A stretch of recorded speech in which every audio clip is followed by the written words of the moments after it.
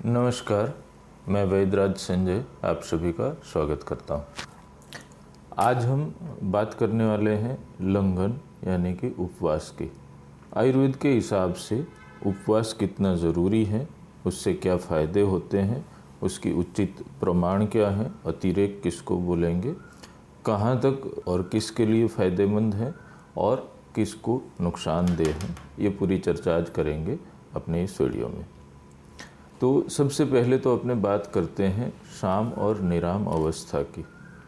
आयुर्वेद के हिसाब से जिसको खाना सही से पाचन नहीं होता है तो वो पचा हुआ खाना जो है वो शरीर में विकृत अवस्था में डिपॉजिट होता है और स्त्रोतस जो नाड़ियाँ होती हैं उसको अवरुद्ध करता है, जो कि बीमारियों का कारण बनता है।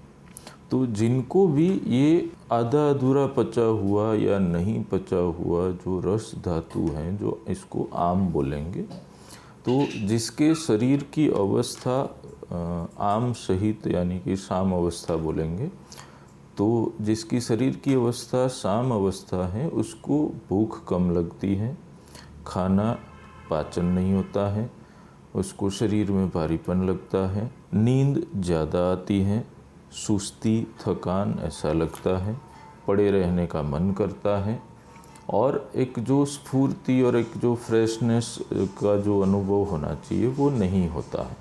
ये हुई साम अवस्था। ऐसे अवस्था वाले रोगी के लिए ही लंघन बताया गया है। लंघन सामान्य रूप से देखें तो दो तरह के होते हैं। एक पूर्ण लंघन यानी कि कुछ भी खाना नहीं, प्यास लगे तब पानी पीना या पानी भी नहीं पीना, और दूसरा आंशिक लंघन कि सिर्फ अनाज के सुपाच्य प्रवाही का ही उपयोग करना है खाने में, वो भी जब भूख लगे तब, या कुछ भी नहीं लेना है। तो ये दोनों लंघन जो हैं वो जो मैंने पहले बताए कि किस अवस्था को साम अवस्था बोलेंगे, तो जो साम अवस्था वाले देह हैं, जो लोगों की अवस्था साम है, उनको ये लंघन लाभकारक हैं और किसी के लिए ये लाभकारक नहीं है। आम पचाने का ही आशय लंघन का या उपवास का होना चाहिए। भूखा रह के वज़न कम करने का आशय कभी भी नहीं होना चाहिए। इसके बारे में मैंने डिटेल में आपको आगे वीडियो में बताया है कि वज़न कम करने के लिए भूखा रहना ज़रूरी नहीं है, उल्टा ये नुकसानदेह होता है। शरीर के अंगों को पोषण मिलना कम या बंद हो जाता है, जिससे काफ़ी बड़ी मुसीबतें आने की संभावनाएं बनती हैं। तो अपने का लंघन का जो आशय है, जो अपचन है या जो आम है उसको पचाना होता है। खाली भूखा रह के वज़न कम करना, ये कभी भी लंघन का प्रयोजन नहीं होना चाहिए। अब लंघन जो है वो कब तक करना चाहिए? आधा दिन, एक दिन, 2 दिन, 3 दिन?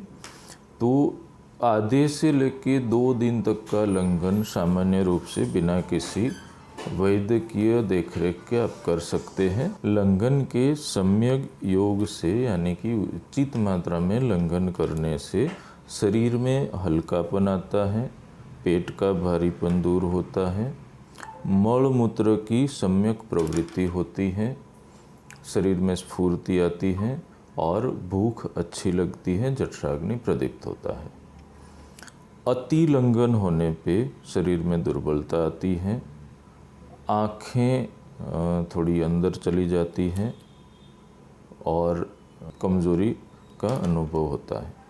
तो अतिरेक कभी भी लंघन में नहीं करना है। उसके सम्यक योग के लक्षण जैसे भी आपको दिखते हैं, वैसे जिस आशय के लिए आपने लंघन किया है उस आशय के अनुसार आपको आहार उसके बाद शुरू करना चाहिए।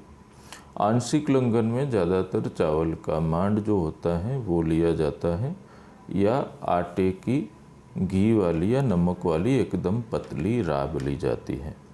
वो भी जब भूख लगे तब, जितनी भूख हो उतनी, यानी कि एकदम सुपाच्य आहार लेने से पेट के ऊपर अतिरिक्त जोर भी नहीं लगता और जो अपचन है वो भी आपकी पच जाता है। परंतु ये जिनको एकदम आरंभिक अवस्था का या हल्का फुल्का डाइजेशन डिस्टर्ब हैं उनके लिए हैं। जिनको प्रॉपर से साम अवस्था जो लक्षण दिखते हैं उन लोगों को ये आंशिक लंघन हर बार काम नहीं करता है। तो ये था आज का विषय कि लंघन कब करना चाहिए, किसे करना चाहिए, कितना करना चाहिए। और हाँ, जिसको 2 दिन से ज़्यादा लंघन की आवश्यकता है उनको वैद्यकीय देखरेख में लंघन करने चाहिए। उत्कृष्ट 11 या 13 दिन तक लंघन किए जा सकते हैं, परंतु उसके लिए वैद्यकीय देखरेख आवश्यक है। तो ये सब ध्यान में रखिए। आपको किसी और विषय के बाबत में जानना है तो आप हमें कमेंट करके बताइए। हम कोशिश करेंगे कि उस विषय के ऊपर वीडियो बनाएं। स्वस्थ रहें, निरोगी रहें। धन्यवाद।